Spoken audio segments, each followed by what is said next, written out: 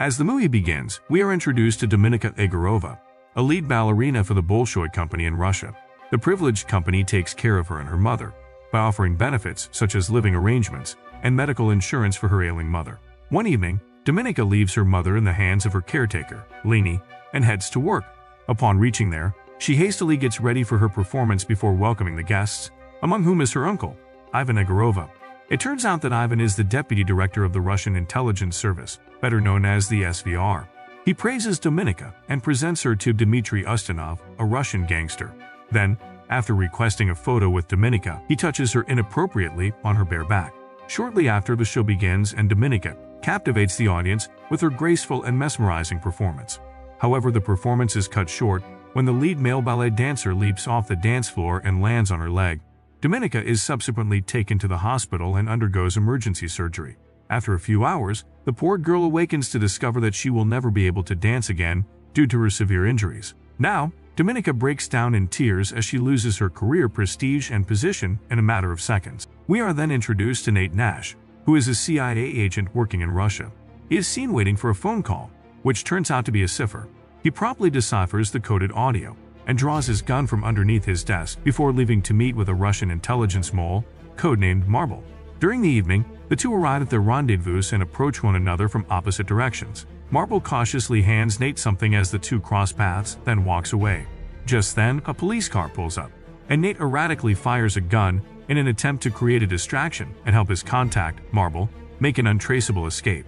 However, it is eventually revealed that the police were only vice officers and did not pose a threat to Marble, and as a result of his impulsive actions, he is compelled to go back to the United States. Meanwhile, Dominika returns to her apartment one day to find her uncle, Ivan, waiting for her. Ivan warns her that the Bolshoi will soon kick her out of the apartment and will no longer cover her mother's medical expenses since she can no longer dance and work for them. He then offers to help Dominika and encourages her to visit him whenever she is ready. Then, right before he leaves, Ivan states that the accident that led to her injury was not an accident. Instead, the lead dancer did it on purpose. Ivan then backs up his claim with several pictures of the dancer and his girlfriend, who has taken Dominika's place as the lead dancer. In addition, he plays a taped conversation between the two, which reveals that the male dancer deliberately hurt Dominika's legs so that his girlfriend could take on the lead position. Outraged, Dominika goes to the theater to confront the couple and discovers them making love in the restroom. She then mercilessly beats them and knocks them unconscious with her walking stick without hesitation. Later, when Dominika returns home, she finds her mother lying on the floor and in a very frail state. At this point, she finds herself in a desperate situation with no choice but to seek Ivan's help. The next day, Dominika comes to Ivan for help as she faces a bleak and uncertain future. Ivan assigns her the task of seducing Dmitry Ustinov and then covertly switching his phone so they can spy on him. Although she initially refuses the position, Ivan persuades her by claiming that he can help her and her mother with the apartment and medical expenses. Thus, Dominika agrees to do the task for the sake of her mother. Later that night, Dominika goes to the hotel where Dmitry is supposed to check in and meets him at the bar. Once the gangster arrives, the two, after a brief conversation, enter a private room.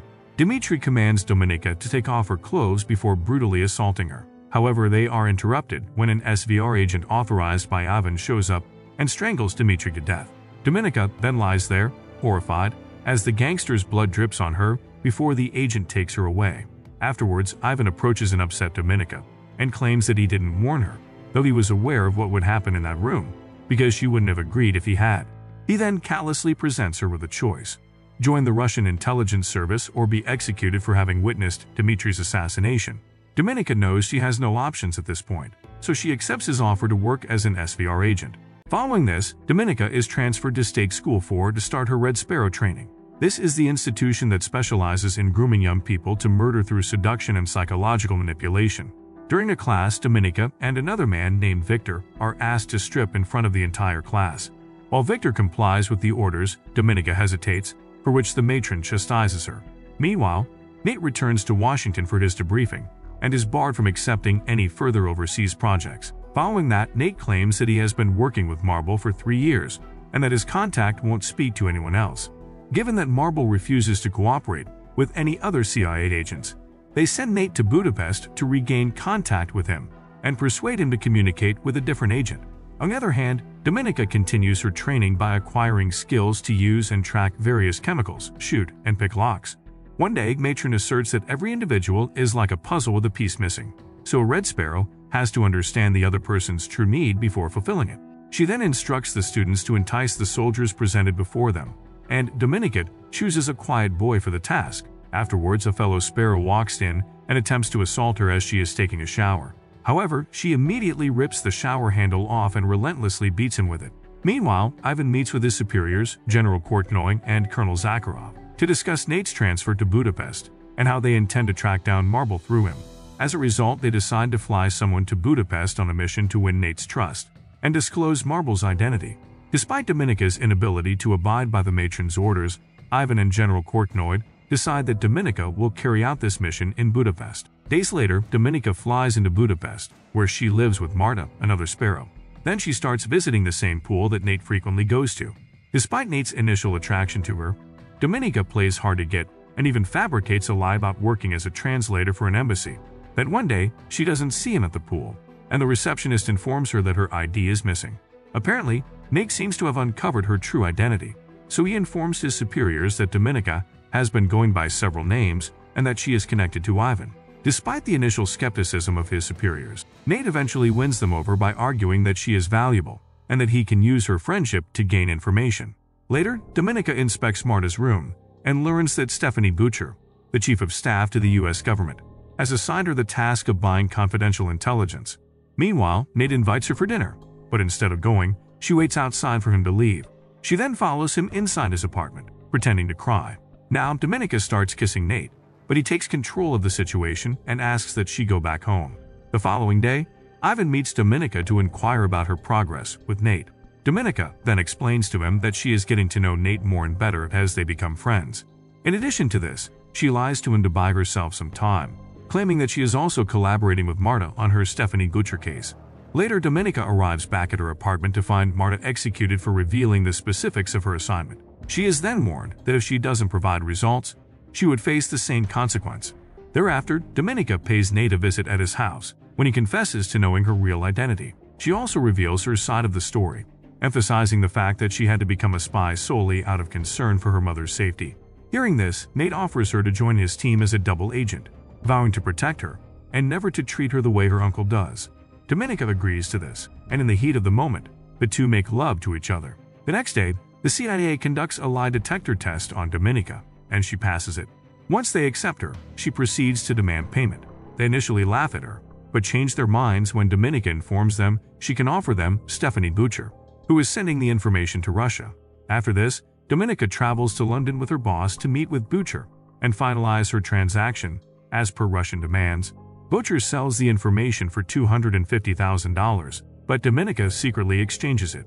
As she leaves the hotel, Butcher becomes aware that she is being observed by U.S. intelligence officers. She then panics and gets killed in traffic by a pickup truck. Meanwhile, the Russian agents watching Butcher suspect Dominika of notifying the Americans, as their mission has been jeopardized. As a result, she is summoned to Moscow on short notice.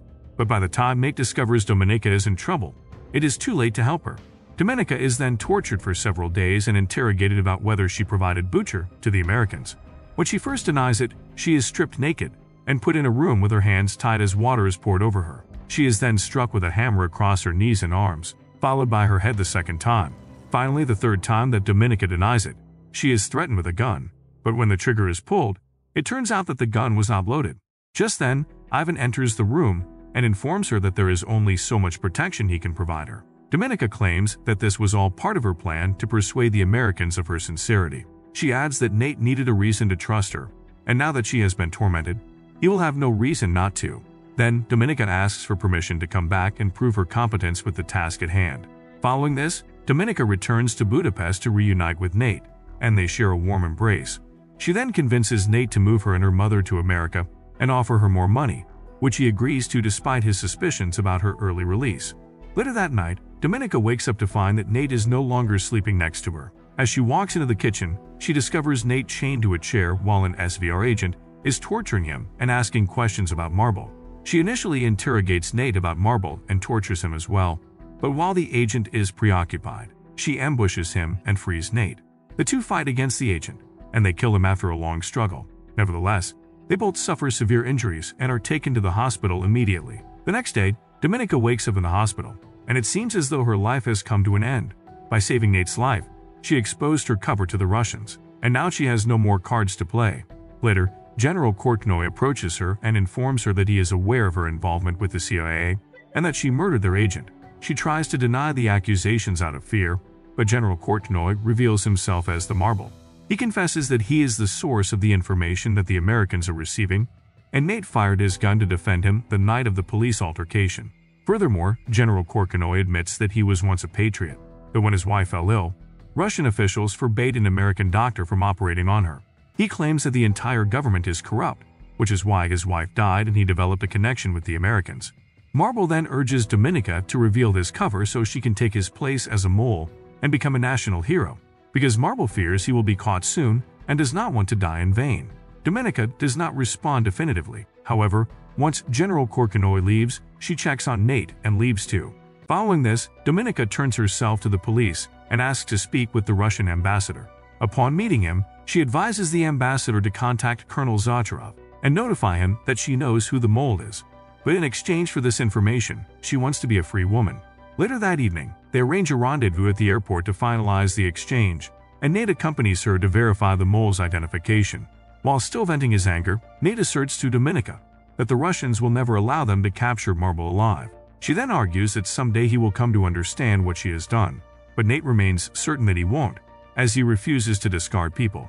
Then, without further ado, Dominika approaches the Russians, while Marble approaches the Americans. All that remains is for Nate to verify the identity of the mole.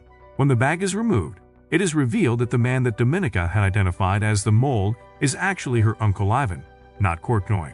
In a series of flashbacks, we learn that Dominika has been working hard to get Ivan convicted, including stealing a glass from Nate's apartment and placing it in Ivan's, creating a bank account in Ivan's name, and having the CIA transfer money into the account. As soon as Nate learns about her scheme, he verifies that Ivan is their spy. After this exchange, Ivan is shot by a Russian sniper, and Dominika is flown away in a helicopter. She then receives an honorary award from the Russian government a few days later, and General Kortnoy nods and smiles at her as everyone applauds. Finally, Dominika receives a phone call from an anonymous person who starts playing the Greek piano concerto, which she had told Nate was the first tune she had ever danced to.